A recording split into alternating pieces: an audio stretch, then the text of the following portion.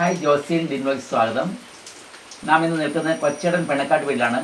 അദ്ദേഹം ചെറുതേനീച്ചയുടെ ഒരു ബ്രീഡറാണ്. ചെറുതേനീച്ച ധാരാളമായിട്ട് വളർത്തുന്നു, നല്ല രീതിയിൽ തേൻ ഉൽപ്പാദിപ്പിക്കുകയും ചെയ്യുന്നുണ്ട്, കൊടുക്കുന്നുമുണ്ട്.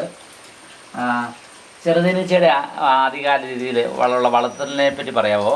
ഇതുപോലെ പെട്ടികളൊക്കെ ഉണ്ടായിരുന്നു അന്നത്തെ കാലത്ത്? അന്നത്തെ കാലത്ത് പെട്ടികളൊന്നും ഇല്ലായിരുന്നു. അന്നൊക്കെ കലത്തിലായിരുന്നു. കലമായിരുന്നു. കലത്തിലൊക്കെ പിടിച്ച് വെച്ച് ഇരിക്കും, ആണ്ടിൽ എടുക്കും. അരക്കുപ്പി ഒരു കുപ്പിയൊക്കെ തേൻ കിട്ടും. അങ്ങനെ അത് കഴിഞ്ഞാൽ പിന്നെ പെട്ടി ഉണ്ടാക്കി പെട്ടിക്കകത്താക്കി. കാലത്തിൽ മഴക്കാലമാകുമ്പോൾ ഈർപ്പമുണ്ടാവും, തണുപ്പാവും. വളർച്ച ബാധിക്കും. പിന്നെ കണ്ടുപിടിച്ച് പെട്ടിയാ. പിന്നെ ഞാനൊക്കെ കുറേ നാളിങ്ങനെ അന്ന് ഈ പറഞ്ഞ പോലെ ഈ ചെറുതേനീച്ചയ്ക്കും ഇതിലും വളർച്ചയുണ്ടായിരുന്നു. അന്ന് ഈ പൂമ്പൊടിയൊക്കെ ഉള്ളത് ഈ ചെറുതേനീച്ച എന്ന് പറഞ്ഞ് ഒരു 10 മണിയായിട്ടേ പിന്നെ ഇറങ്ങുള്ളൂ. മറ്റൊരു പോയി എല്ലാം കഴിയുമ്പോഴാണ് ഇറങ്ങുന്നത്. തുളസി അങ്ങനെ ചെറിയ ചെടികളിൽ. എന്നാലും ആളോട്ടും മോശമല്ല. അവരും പണിയെടുക്കും. തേൻ നല്ല കിട്ടുകയും ചെയ്യും. ആ തേന് നല്ല വിലയുണ്ട്. വിലയുണ്ട്. ഔഷധ ഗുണമുള്ള തേനാണ്. ഔഷധ ഗുണമുള്ള തേനാണ്. പിന്നെ ഇവര് രാവിലെ വീട്ടിൻ്റെ ഭാഗമൊക്കെ ഈച്ചയൊന്നും കാണാനില്ല. അകത്തിങ്ങനെ ഇരിക്കുള്ളൂ. ചൂടുമൊക്കെ വെയിലുമൊക്കെ ആയി കഴിഞ്ഞു ഇറങ്ങുള്ളൂ. മറ്റേത് 5:30 ഇറങ്ങല്ലേ? 5:30 ഇറങ്ങുമോ വൻതേനീച്ച? പിന്നെ 5:30 റെഡിയായി. വെളുക്കുന്നതിന് മുമ്പേ ഇറങ്ങൽ. വെളുക്കുന്നതിന് അതാ ഞാൻ പറഞ്ഞത്.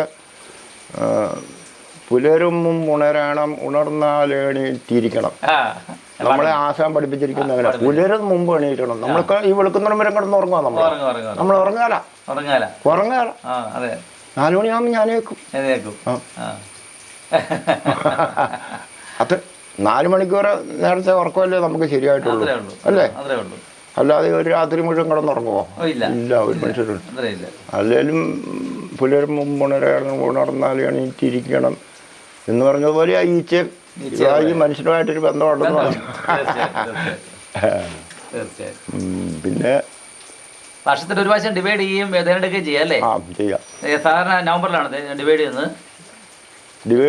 ഇത് മഴക്കാലത്ത് ഈച്ച കൂടുതൽ വേണം അതിനകത്ത്.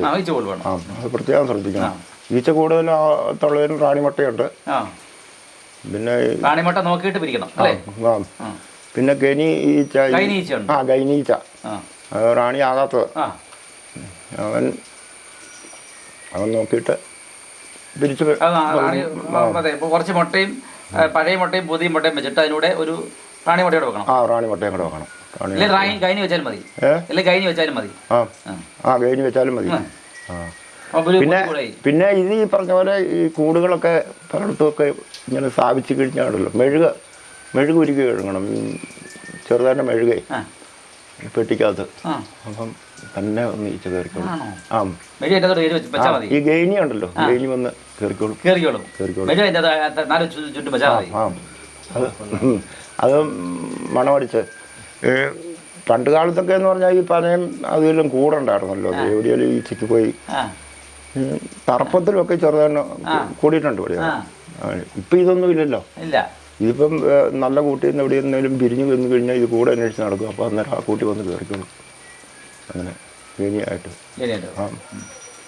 അങ്ങനെ ഇഷ്ടം പോലെ കിട്ടുന്ന.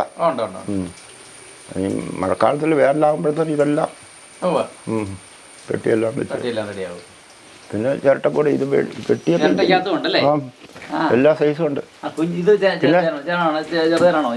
ചെറുതാനാ. അതുപോലെ ഈ പറമ്പിലുണ്ട്. അതെ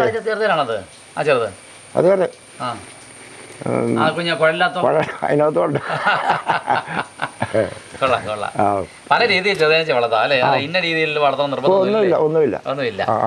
ചെറുത് പറയുമ്പോ 4 ഇഞ്ച് ഒന്നുമില്ല. നമുക്ക് PVC പൈപ്പിൽ വേണമെങ്കിൽ വളർത്താം. ആ പിന്നെ അതിനകത്ത് വേലാകുമ്പോൾ ഉരുക്കും തേൻ അല്ല അത് നമുക്ക് ഓടിൻ്റെ അടിയിൽ വെച്ചാൽ മതി. ഓടിൻ്റെ അടിയിൽ ഒക്കെ വെച്ചിട്ടേ പഴയ അതുപോലത്തെ ഓട് വരെ ഉണ്ടല്ലോ, ഓടിൻ്റെ അടിയിൽ വെച്ചാൽ വിഷയമില്ലല്ലോ. ആ അല്ല കൂട് ഉണ്ടാക്കുന്നുണ്ട്, അവർ തന്നെ ഉണ്ടാക്കുന്നുണ്ട്. ഇരുമ്പ് കമ്പിക്കകത്ത് ഒരു കൂടുമൊക്കെ ഉണ്ടാക്കുന്നുണ്ട്. അപ്പം അവർക്ക് എങ്ങനെ വേണമെങ്കിലും കൂടെ ഉണ്ടാക്കുന്നതിൻ്റെ അർത്ഥം. പിന്നെ സ്റ്റാൻഡിൻ്റെ അടിയിൽ വലിയ പെട്ടി വെച്ചിട്ട് സ്റ്റാൻഡ് അടിയിലും വെക്കാം അല്ലേ? അടിയിൽ അങ്ങനെ ഞാൻ ഒത്തിരി വെച്ചിട്ടുണ്ട് പറമ്പിൽ.